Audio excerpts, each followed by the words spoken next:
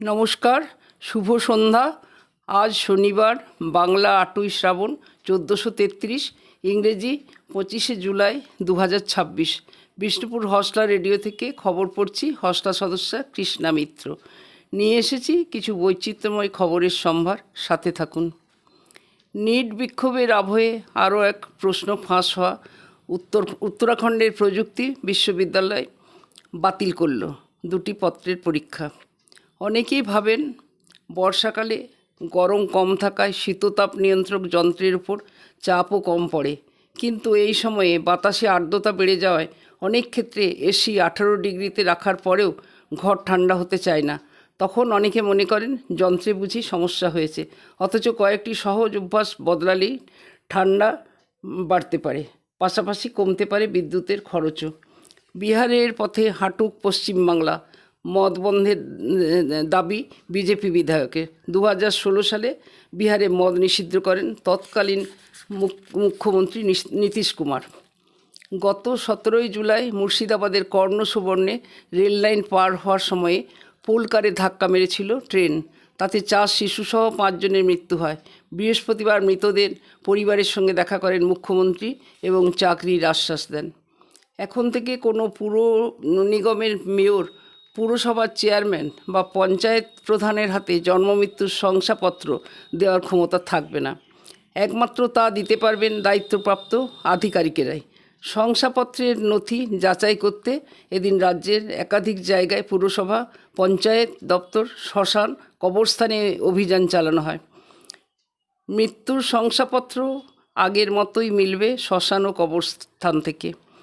Ration card বাতিল হচ্ছে, জমছে ক্ষোভ পরিবারের। কেউ সরাসরি চাকরিজীবী হলে, 4 চাকা গাড়ি থাকলে, আয়করদাতা হলে রেশন কার্ড বাতিল হবে। খাদ্য দপ্তরের এই নতুন নিয়মকে ঘিরে ক্ষোভ তৈরি হয়েছে জনগণের মধ্যে। নিয়মের মারপ্যাচে পড়ে সবচেয়ে বেশি সমস্যায় পড়েছে যৌথ পরিবারগুলি। পরিবারের একজন কারণে বাকিদেরও যেন বঞ্চিত করা হবে, সে প্রশ্ন উঠেছে। রাজ্যে যে পাইপবাহিত রান্নার গ্যাস পৌঁছানোর পরিকাঠামো তলানিতে তা স্পষ্ট হলো পেট্রোলিয়াম মন্ত্রকের তথ্যে। বৃহস্পতিবার সংসদে ঘাটালের তৃণমূল সাংসদ দেবের সংক্রান্ত প্রশ্নের জবাবে পেট্রোলিয়াম প্রতিমন্ত্রী সুরেশ গোপী লিখিত উত্তরে জানান, 2032-এর মধ্যে পশ্চিমবঙ্গের 10টি ভৌগোলিক অবস্থানে ন্যূনতম 1.46 কোটি বাড়িতে এই পরিকাঠামো তৈরির লক্ষ্য। তার মধ্যে 1.62 লক্ষ বাড়িতে সংযোগ দেওয়া গিয়েছে গত 31শে মে পর্যন্ত, অর্থাৎ লক্ষ্যের মাত্র 1% পূরণ হয়েছে। অসমের বন্যায় গত 24 ঘন্টায় আরও 14 জনের মৃত্যু হয়। চলতি বন্যায় মৃতের সংখ্যা বেড়ে দাঁড়িয়েছে 45। একই সঙ্গে এখনও প্রায় 100 জন নিখোঁজ রয়েছেন বলে জানিয়েছেন মুখ্যমন্ত্রী হিমন্ত বিশ্ব শর্মা। বন্যা পরিস্থিতি নিয়ে কথা হয় স্বরাষ্ট্রমন্ত্রীর সাথে, টেলিফোনে কথা হয় অসমের মুখ্যমন্ত্রী হিমন্ত বিশ্ব শর্মার সাথে। বর্তমানে অসমের 10টি জেলার 889টি গ্রাম বন্যার কবলে। বন্যা কবলিত প্রায় 6.5 লক্ষ মানুষ। আশ্রয় শিবিরে আছেন প্রায় 25,000 মানুষ। প্রবল বৃষ্টির ফলে জলমগ্ন গুয়াহাটির বহু এলাকা। বিশ্ব রাজনীতিতে মার্কিন যুক্তরাষ্ট্র ও ব্রিটেনের যৌথ বিমান হামলার পর মধ্যপ্রাচ্যে নতুন করে উত্তেজনা তৈরি হয়। বিশ্ববাজারে জ্বালানি তেলের দাম ব্যারেল প্রতি $100 ছাড়িয়ে গিয়েছে। ভারতের রাজধানী দিল্লিতে প্রশ্ন ফাঁস নিট ও শিক্ষা সংস্কারের দাবিতে আন্দোলনরত শিক্ষার্থীদের উপর পুলিশি লাঠিচার্জ ও ব্যাপক ধরপাকড় চলছে। এই পরিস্থিতিতে উত্তাল রাজধানী। 14 ঘন্টার বেশি সময় ধরে মেট্রো স্টেশন বন্ধ রাখা হয়েছে। অন্যদিকে প্রধানমন্ত্রী নরেন্দ্র মোদী এই ধরনের কেলেঙ্কারির বিচারের জন্য ফাস্ট ট্র্যাক কোর্ট গঠনের আশ্বাস দিয়েছেন। বন্ধন ব্যাংকের যাত্রা শুরু 23শে আগস্ট। সদর দপ্তর কলকাতায়। পূর্বাঞ্চল ভিত্তিক প্রথম বেসরকারি ব্যাংক বন্ধন যাত্রা শুরু করছে আগামী 23শে আগস্ট। রিজার্ভ ব্যাংকের কাছ থেকে চূড়ান্ত লাইসেন্সটি হাতে পাওয়ার পরেই বুধবার এই ঘোষণা করলেন বন্ধন ফিনান্সিয়াল সার্ভিসেসের চেয়ারম্যান চন্দ্রশেখর ঘোষ। মৎস্যজীবী বন্ধু প্রকল্পে বয়সের ঊর্ধ্বসীমায় ছাড় এবং দ্রুত বকেয়া মেটানোর দাবি রাজ্যের কাছে। মৃত মৎস্যজীবীর বয়স 50 থেকে বাড়িয়ে আমৃত্যু করার দাবি জানানো হয়েছে সংগঠনের তরফে। রাজ্য সরকারি কর্মচারী ও অবসরপ্রাপ্তদের বকেয়া মহার্ঘ ভাতা নিয়ে নবান্নে কর্মচারী সংগঠনগুলির প্রতিনিধিদের সাথে বৈঠকে বসবেন মুখ্য সচিব, স্বরাষ্ট্র সচিব ও অর্থ সচিব। এই বৈঠকে উপস্থিত থাকবেন। আন্দামান ও নিকোবর দ্বীপপুঞ্জের রাধানগর বিচের কাছে সমুদ্রের তলায় জাতীয় পতাকা বিছিয়ে গিনেস বুকে নাম তুলল ভারত।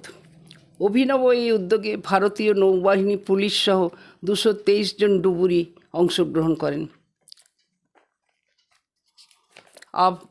আসছি খেলার খবরে। এবারের বিশ্বকাপের সেরা একাদশ বেছে নিয়েছে ফিফা। 2 দলে রয়েছেন এমন ফুটবলারের সংখ্যা 7। 4 জায়গায় হয়েছে বদল। ফিফা যে দল বেছেছে সেখানে বিশ্বজয়ী স্পেনের 3 ফুটবলার রয়েছেন। রানার্স আর্জেন্টিনার 2 ফুটবলার জায়গা পেয়েছেন। ফ্রান্সের 3 ফুটবলারকে রেখেছে তারা। নরওয়ে, ইংল্যান্ড, কার্বোভার্দের একজন করে ফুটবলার সেই দলে জায়গা পেয়েছে। ভারত সিরিজে ক্রীড়া কূটনীতি কাজে লাগিয়ে দুদেশের সম্পর্ক স্বাভাবিকভাবে চান বাংলাদেশের আমিনুল।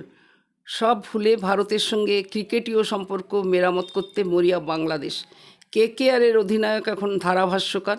ব্যাট বদলে হাতে মাইক্রোফোন ধরলেন। শেষ 4 মাসে অনেক উত্থান পতন, তবু ঘাবড়াচ্ছে না বৈভব। দেশের হয়ে 100% দিতে তৈরি 15 বছরের ক্রিকেটার। বৈভবের দুরন্ত অর্ধশতরানে ভারতের জয়। পরিশেষে জানাই আমাদের বিষ্ণুপুর শহরে আপনারা সকলেই নিশ্চয়ই শুনেছেন হসলা ও শ্রদ্ধা নামে এনজিওর কথা। এখানে আমাদের মতো প্রবীণকে যে সমস্ত 60 ঊর্ধ্ব মানুষেরা আছেন সকলকে আমি বিশেষভাবে অনুরোধ জানাবো, সকলে আসুন, তার সাথে উপভোগ করুন। এখানে আধ্যাত্মিকতা, গীতা, উপনিষদ পাঠ, ধ্যান সমস্ত কিছু শেখানো হয়। এছাড়া থাকে তার সাথে যোগা থেরাপি। নিত্য নতুন যোগা থেরাপি অভ্যাস করতে পারলে আমাদের মতো প্রবীণকে যে সমস্ত মানুষ আছেন, আমার ব্যক্তিগত ধারণা শরীর সুস্থ তো হবেই, তার সাথে মনে হবে আমাদের বয়স অনেকটা কমে গিয়েছে। সেজন্য আপনারা আসুন, সকলে মিলেমিশে বয়সে প্রবীণ হলেও অ্যাক্টিভিটিস হোক আমাদের নবীনদের সামিল।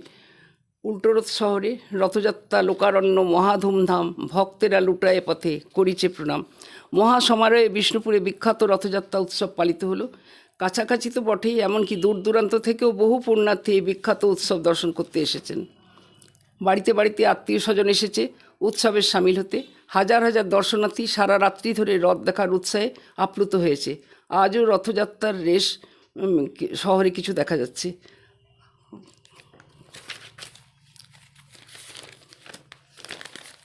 আবহাওয়ার খবর নিয়ে আসছি।